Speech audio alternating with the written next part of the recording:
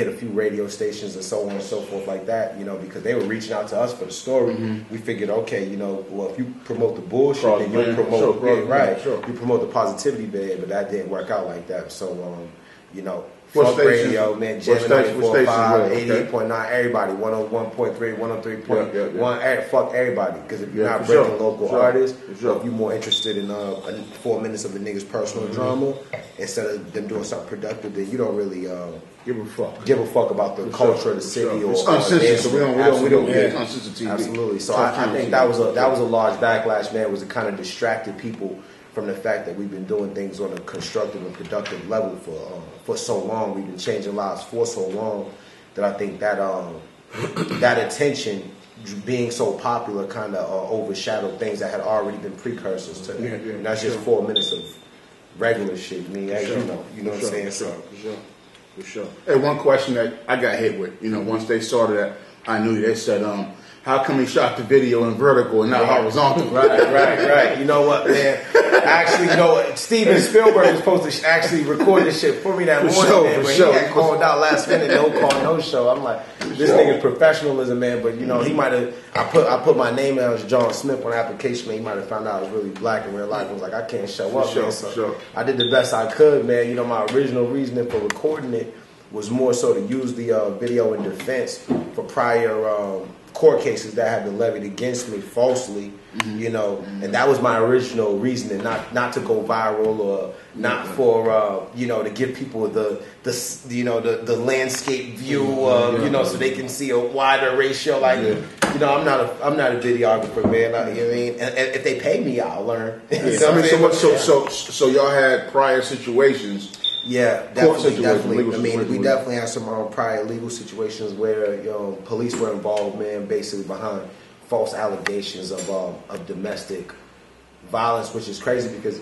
I mean, this situation with the video happened about a month ago, and there hasn't been any legal ramifications on that end. But if, you know, I got a phone call picked up and false allegations made, and I was immediately locked up. I did 8 hours in jail, and that was 2 times. You know what I'm saying? And I got other legal situations that I'm on probation for that kind of interfere with. So it definitely that was definitely added backlash, man, on the legal end, because it interfered with things that I had already had going on.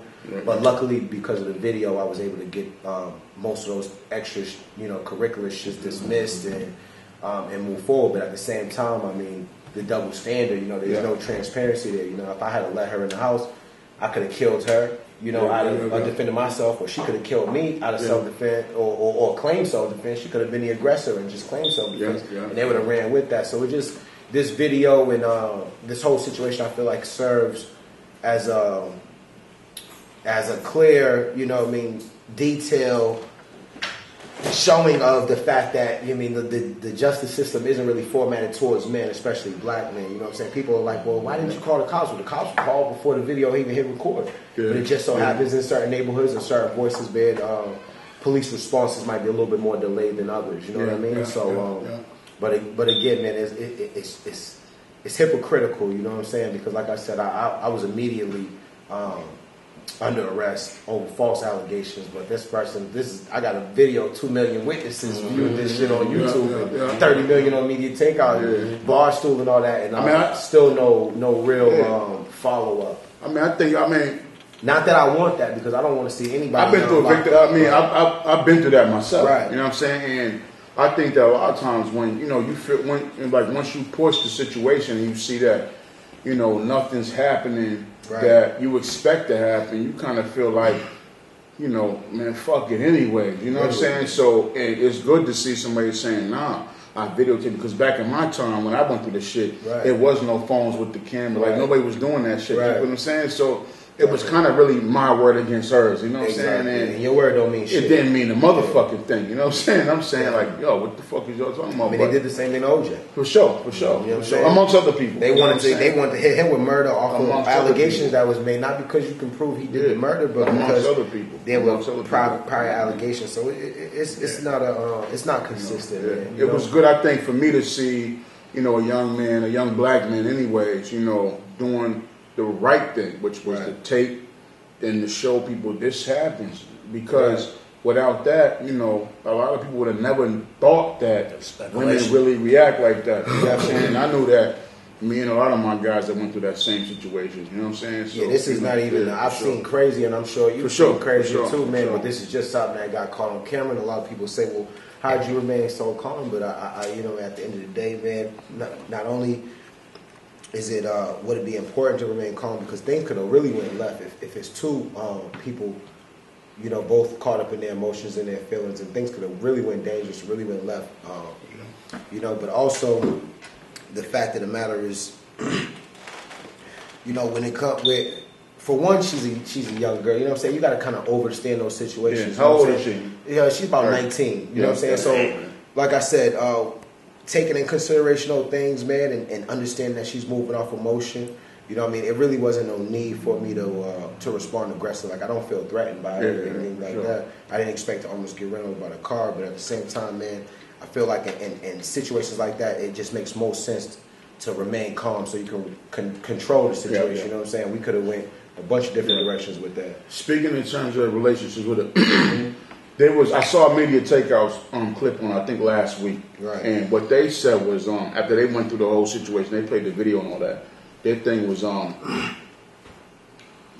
she was an escort, or she was a stripper, or something in terms of the sex business, you know what I mean?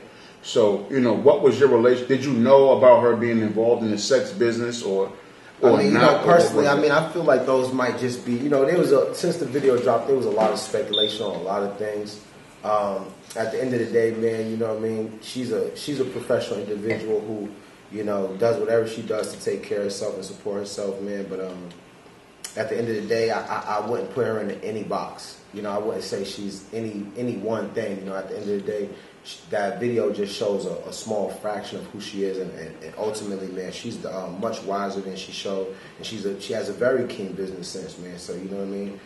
You know, there's numerous things she does. You know, media takeout, they run it with the story and speculating, but you know, she's been a model for about 2 years right now, man. She does hosting and booking events and things like that. So I mean, I don't think there's anything wrong with getting paid for your time, right? I get paid for my time. I'm sure y'all won't get paid for y'all. Sure. And she's no different. So I mean, them assuming that she's doing whatever she's doing is exactly that. It's just assumptions, you know what I'm saying? But again, like any professional, she gets paid for her time, and she knows what her time's worth, and she just doesn't settle for less than that.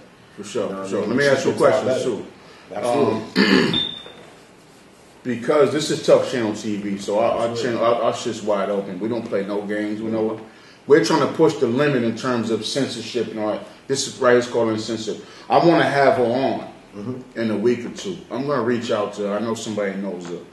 You know, would you be opposed to that? Because absolutely not. Like I said, I don't have any personal vendetta for it. Again, my reason for recording it was to defend myself in prior situations, and my reason for uploading it was because I felt like in the video there's a lot of social issues that are relevant and what's going on in the world today. A lot of people can learn.